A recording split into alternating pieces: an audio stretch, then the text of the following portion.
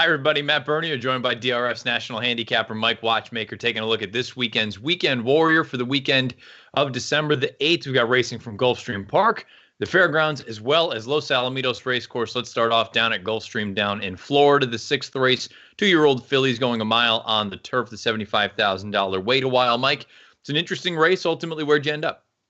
Well, I went with Aunt Hottie in here, Matt. But I'm probably nuts going against Queen Medby, who's breaking from post one. Aunt Hottie is breaking from post two. We've seen this movie before. Queen Medby is a promising young European shipper in the hands of Chad Brown, first-time Lasix. I mean, these horses win like 95% of the time. And she might well win this race. But I'm just a little bit concerned about the fact that she was narrowly beaten in both of her starts in Ireland, and I'm thinking maybe she could be a little bit camera shy. And if I have any question about a horse is going to be well bet, then I'm going to try and beat that horse. And plus, I was impressed with Aunt Hottie winning her first start. Now, she's trained by Bill Mott, who's a Hall of Famer, and he usually doesn't win with first-time starters. Not because he can, it's because that's his philosophy. I mean, he lets horses develop at their own pace. And I think it's a good sign when one of his firsters does win. I think it's an indication of real ability, and Aunt Hottie showed ability. Now, granted, she had a perfect trip in that race, a perfect inside-out trip, but she was locked and loaded from the get-go. I mean, she could have been closer to the pace than she was. She showed excellent positional early speed.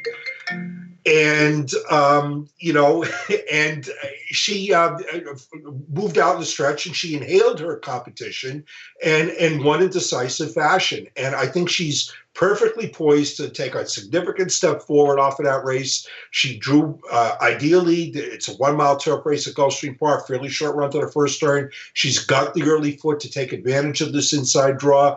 I think she's good enough to win this race. Go down to the fairgrounds down in Louisiana, the 11th race, Louisiana Champions Day Sprint. Obviously, Louisiana breds. You got a field of 10 signed on here, going 6 furlongs on the main track. You're interested in Dallas Stewart's entrant. I am. I like Give Me a Minute in here. I know that I have to beat Monty Man. Monty Man is the kind of horse that you have to love.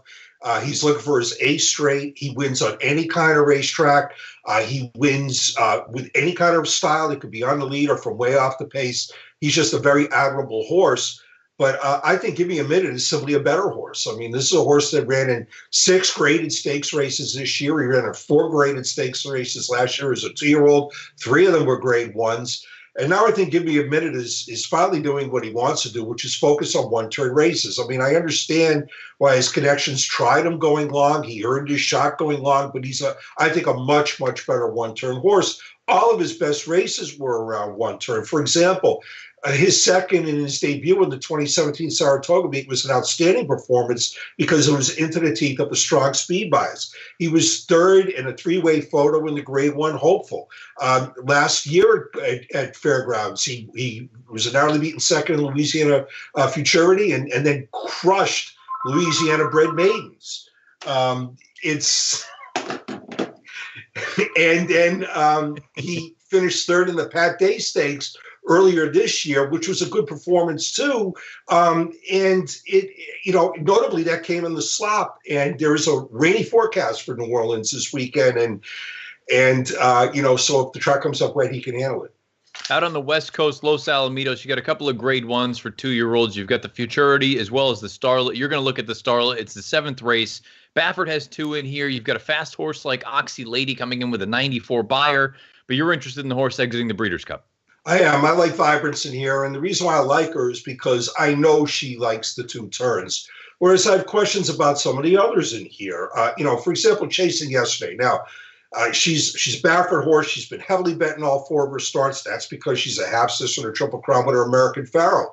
With that pedigree, you would think she can run all day, but maybe she can. But why did she make her first 4 career starts all in sprint races? She's had opportunities to go long, and she hasn't taken those opportunities. And it just has me wondering a little bit. It's another situation where I have a question about a horse who's going to be heavily bet. And if I have such a question, then I have to look elsewhere. You mentioned Oxy Lady. She won a stakes race last time out here in New York. And Mother is also coming into this off a stakes win. She's another Baffert horse. The problem I have with those two horses is that the runner-ups in those two stakes races both came back and performed poorly in last week's Demoiselle, and so it really brings into question the strength of those stakes victories. Vibrance was no match for Jaywalk in the Breeders' Cup Juvenile Fillies. What she did was competitive. She finished third. She was no match for the Good Bellafina 2 starts back in the Chandelier, but she was competitive. She finished second.